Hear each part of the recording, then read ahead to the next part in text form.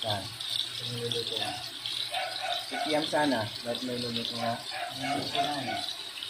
Eh, diyan mo na. Nakababad pa naman yung sikiyam. May mekos-mekos. Mekos-mekos. Ayun, good morning, good morning, good morning. Magluluto nga pala kami ng menudo. Marami kasing nagtatanong kung paano ba niluluto yung menudo ni nanay. Pag siya kasi nagluto ng menudo ay laging ubos kaagad. Kaya tinatanong nila kung ano ba yung sikreto ng pagluluto ng menudo ni nanay. So kaya naisipan kong i-vlog yung pagluluto niya. So ayan nga, naghiwa kami ng patatas, ng carrots, at sinangkot siya namin. Ginisa muna siya, tapos i-set aside mo siya para mamaya ilalagay siya doon sa karne kapag medyo malambot na. Yan, mekos-mekos lang. Kainin mo na hatog ako. Kainin mo na hatog doon. Kainin na. Kainin na hatog doon. Ayan o.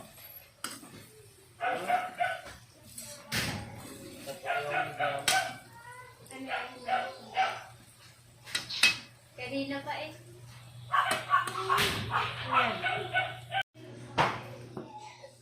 Iwain ang hotdog na maliliit.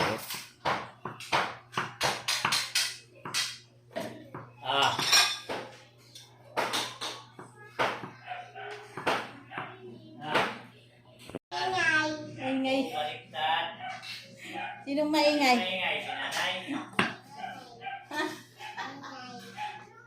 Asan na yung ano ko dyan?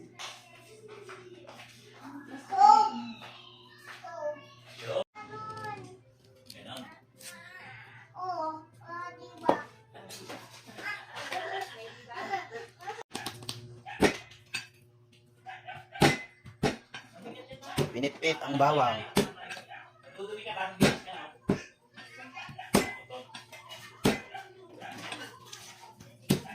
Ihalo niyan dito.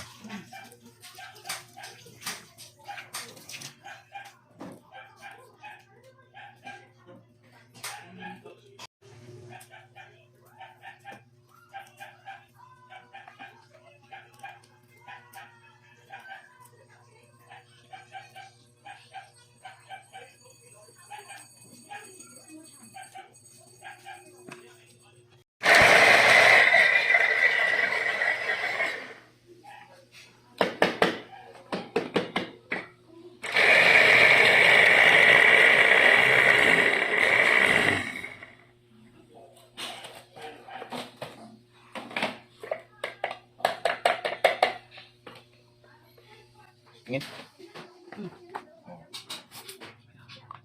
Ayos na.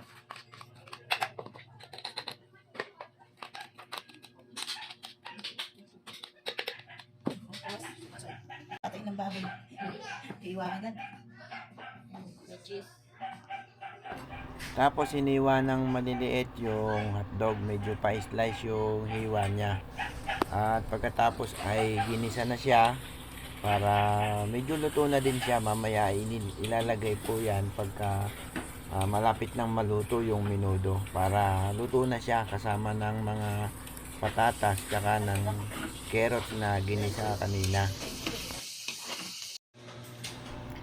Tapos ay meron din tayong dalawang katamtamang laki ng tomato sauce tsaka isang tomato paste.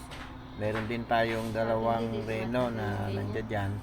Tapos ay igigisa yan mamaya dun sa giniling natin kanina na sibuyas tsaka bawang.